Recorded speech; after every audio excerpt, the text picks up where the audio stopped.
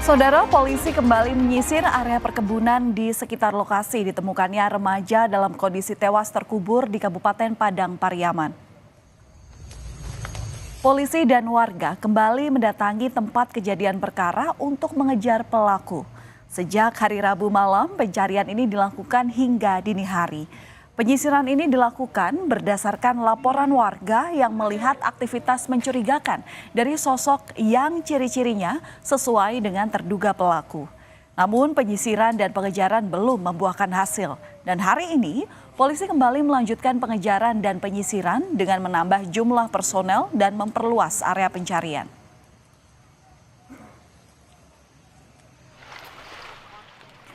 Sebelumnya, polisi menerjunkan anjing pelacak untuk menelusuri jejak di tempat kejadian perkara.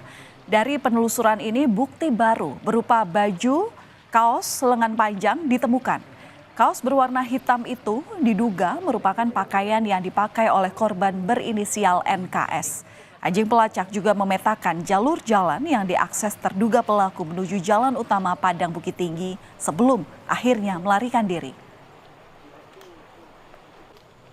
Kita diperbantukan dengan K9 dari Ditsamapta Polda Sumbar. Hari ini untuk bisa mencari barang bukti yang dipakai oleh korban yang saat ini belum ditemukan. Ya, semoga aja nanti bisa mendapatkan hasil yang sesuai dengan apa yang dipakai oleh korban. Selama pencarian ada temuan atau gitu?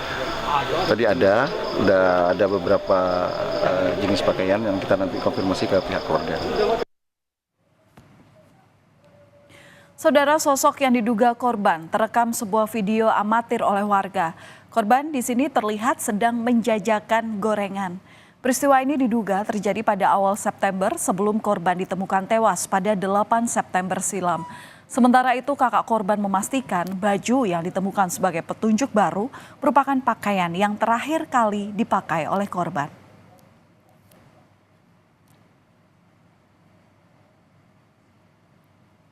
Dan untuk mengetahui perkembangan terakhir terkait kasus kematian remaja yang terkubur di Padang Pariaman, kita akan langsung tanyakan kepada jurnalis Kompas TV Rio Johannes yang ada di Kota Padang. Selamat malam Rio, jadi dari penelusuran di tempat kejadian perkara, apakah sudah bisa disimpulkan oleh polisi dengan siapa yang diduga menjadi tersangka dalam kasus ini?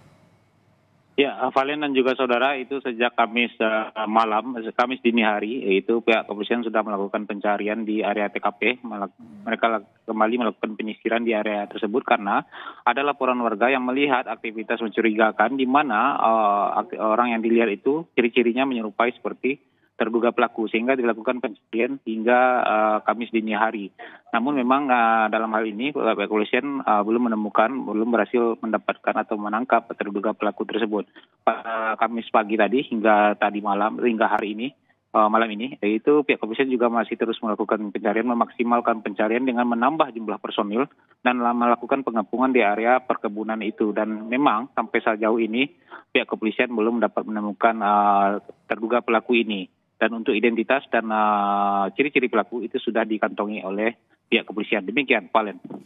Iya, Rio, tadi Anda menyebutkan bahwa polisi ini sudah mengantongi ciri-ciri dari terduga pelaku. Sempat di-spill nggak kepada wartawan? Seperti apa ciri-cirinya? Ya, sejauh ini memang Valen, pihak kepolisian belum mau menyebutkan ciri-ciri ataupun inisial dari terduga pelaku ini.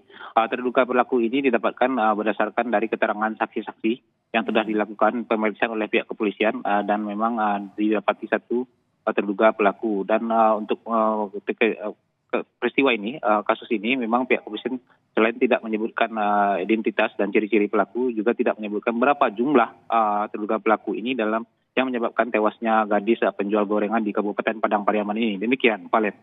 Oke, ciri-ciri memang sudah dikantongi, tapi kemudian yang jadi penasaran adalah seperti apa bukti-bukti yang kini sudah dipegang oleh polisi. Karena kita tahu pasti setelah kejadian ini terungkap pada tanggal 8 September, pasti penyelidikan ini terus dilakukan oleh polisi. Gimana, Rio? Ya, Valen, sejauh ini memang pihak kepolisian baru melakukan pemeriksaan terhadap keluarga terdekat dari korban dan juga orang-orang yang melihat korban dan berkomunikasi dengan korban di hari terakhir saat sebelum dia dinyatakan hilang. Dan dari hasil olah TKP juga ditemukan barang-barang bukti berupa jilbab korban, baju korban, sendal, gelang, dan juga cincin milik korban yang ditemukan di lapangan. Dan itu juga dibantu dengan unit dari K9 anjing pelacak. Tapi untuk jejak pelaku sejauh ini memang pihak polisi baru bisa menelusurinya ke daerah jalur jalan utama yang menghubungkan Padang dengan Bukit Tinggi. Karena memang di sana kondisinya sudah sering terjadi hujan pasca kejadian, sehingga anjing pelacak sedikit kesulitan dalam menemukan jejak dari pelaku ini, terduga pelaku ini. Demikian, Valen. Ya, tentu yang ditunggu oleh masyarakat adalah bagaimana kemudian polisi ini bisa mengungkapkan hasil dari penyelidikan secara transparan kepada publik. Kalau kita bicara soal korban, Rio, Anda berada di lokasi dan otomatis sudah sempat ngobrol begitu ya dengan keluarga korban, seperti apa kehidupan sehari-harinya dari korban ini. Sebenarnya sosok korban ini seperti apa? Lantaran kita tahu bahwa korban ini berprestasi, tapi ya semangatnya, ngototnya untuk mencari uang ini ya akhirnya berbuah tragis. Ini seperti apa, Rio? Ya, Valen dan juga saudara, memang sosok korban ini di mata kerabat, di mata warga sekitar, dan juga di mata keluarga, dia adalah sosok anak yang rajin, patuh kepada orang tua, dan juga dia adalah pekerja keras. Dia sadar sosok anak yang sadar diri karena berasal dari keluarga yang kurang mampu, sehingga dia juga ikut membantu untuk mencari uang untuk membantu perekonomian keluarga. Dan tidaknya uang yang dia cari bisa untuk memenuhi kebutuhan belanja dia sehari-hari. Korban ini juga berprestasi di sekolahnya sejak SD. Dia selalu mendapatkan ranking di kelas sehingga dia sering mendapatkan beasiswa. Dan pada tahun ini pun dia mendapatkan beasiswa KIP di salah satu universitas swasta di Kota Pariaman. Dan dia sejauh ini dari informasi yang disampaikan pihak keluarga, dia tengah gencar giatnya bekerja, tidak hanya menjual gorengan, bahkan dia juga mau menjadi kuli panggul untuk mendapatkan uang, karena dia membutuhkan laptop. Dia ingin membeli laptop untuk menunjang proses perkuliahannya nanti. Namun sayang memang saat ini cita-citanya kandas karena dia nyawanya dihabisi oleh orang yang tidak bertanggung jawab.